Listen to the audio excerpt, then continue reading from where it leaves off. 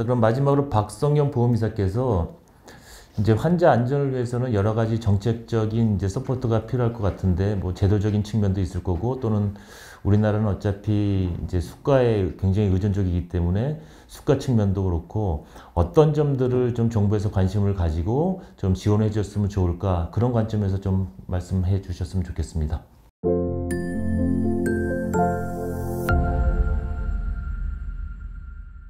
참 제가 말을 또 꺼내기도 민망하게 저는 말씀드리려고 그런 내용이 수가에 관련된 내용인데요. 뭐 의사들 뭐 무슨 문제 있으면 항상 얘기하는 게 수가부터 얘기를 시작을 하잖아요. 좀 식상하시고 지루하실 수 있겠지만 그만큼 수가 문제가 심각한 문제고 이 문제를 해결하지 않고서는 뭐 어떤 정책이 나와도 이게 그 뾰족한 대책이 나올 수가 없기 때문에 또 수가 문제를 제가 말씀을 드릴 수밖에 없을 것 같습니다.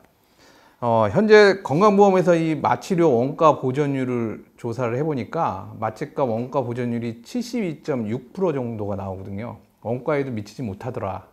그리고 이제 여기에 우리가 실제로 계산할 수 없는 어떤 인적 자원이나 물적 자원 투입되는 것까지 고려해보니까 실제 원가 보전율이 한 50% 정도밖에 안 되더라라는 거예요. 그러니까 마취과는 일을 하면 할수록 병원에 손해를 지금 끼치는 그런 구조가 돼 있는 거죠. 이런 열악한 환경에서 병원에서 당연히 인력이나 장비 같은 거를 지원을 해주는 거는 뭐 기대하기가 어려운 상황이고요. 그러니까 근무 여건이 열악하니까 자꾸 이제 근무 이탈이 생기고 그러면 이제 전문의 충원을 해야 되는데 전문의 충원은 또 안 되고 그러면 남아있는 사람들은 더 힘들고 그러니까 또 그분들도 사직하시고 이제 악순환이 계속 반복이 되고 있습니다. 참고로 지금 우리나라 그 마취료의 수준을 제가 좀 다른 외국하고 좀 비교를 해보면은 일본의 한 7분의 1 정도밖에 안 된다고 그러고요. 미국에는 한 23분의 1 정도밖에 마취료가 책정이 안 돼 있다고 그럽니다. 사실 일본이나 미국이 우리나라보다 좀 소득도 높고 뭐 잘 사는 나라이긴 하지만 뭐 그런 걸 고려한다 하더라도 7배, 23배는 조금 너무한 수치가 아닌가 좀 뭐 그렇게 좀 말씀드리고 싶고요.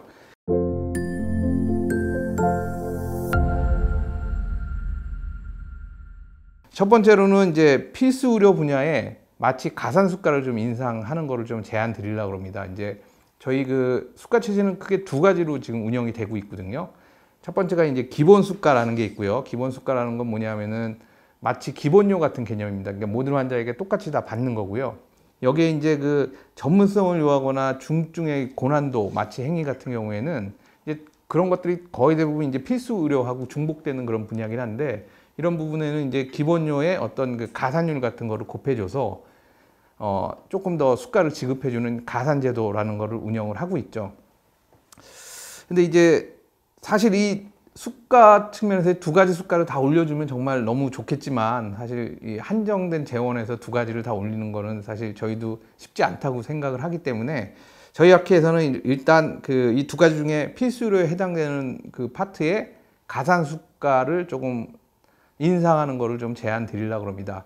기본 수가 자체도 낮은 상태에서 가산율 자체도 낮으니까 지금 필수료에서 일하고 있는 선생님들은 더 격차가 벌어지는 거죠. 그러니까 더 그쪽에 근무 여건이 더 열악하고 근무자들 이탈이 자꾸 그냥 사직하는 분들이 자꾸 생기는 거예요. 심장 수술 마취, 또 이식 수술 마취, 개두술 마취, 또 응급 수술 중요하고 다 안 하려고 그러시니까 응급수술 마취, 또 분만, 또 산과하고 소화 중요하니까 산과 마취하고 소화 마취 부분, 또 중환자, 환자 상태가 안 좋은 환자들 또 마취하기 힘드니까요. 이 분야에 좀 가산수가 올리는 거를 좀 제안을 드리려고 합니다.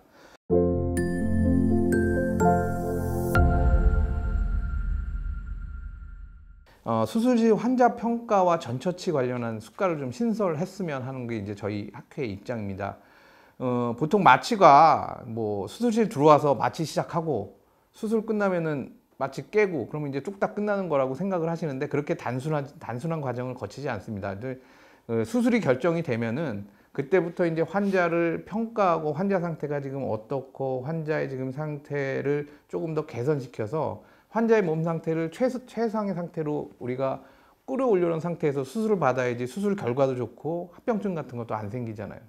소규모 병원이나 이제 지방병원 같은 경우에는 이제 그 필수 의료 건수 자체가 많지가 않거든요. 그러니까 이런 분들은 이제 응급 수술에 대비를 해서 병원에서 계속 이제 온콜 형태로 병원에 계속 머무르시는 분도 있고 병원 근처에서 자기 온 컨센트레이션을 병원에 한 상태로 이제 자기 할 일도 못 하고 이제 병원에 얽매여서 살고 있는데, 이런 분들이 이제 수술이 없게 되면은, 사실 수술이 없으면 좋긴 한데 이런 건수가 너무 많아지게 되면 이런 분들은 실제로 대기를 하고 많은 일을 했음에도 불구하고 병원에서 파악하기에는 이분들은 실적이 없는 분들이거든요. 뭐 일을 한 게 병원에서 알 수가 없으니까, 그러니까 이런 분들을 좀 지원하는 제도가 필요하다. 그래서 실적 중심으로 지원을 하는 것도 중요하지만 여기에 더해서 일정 규모의 그 추가 지원을 좀 병행을 하셔서 응급수술에 대비하고 이제 대기하고 있는 인력, 뭐 소위 저희가 온콜 당직이라 그랬죠. 그런 분들에 대한 지원이 좀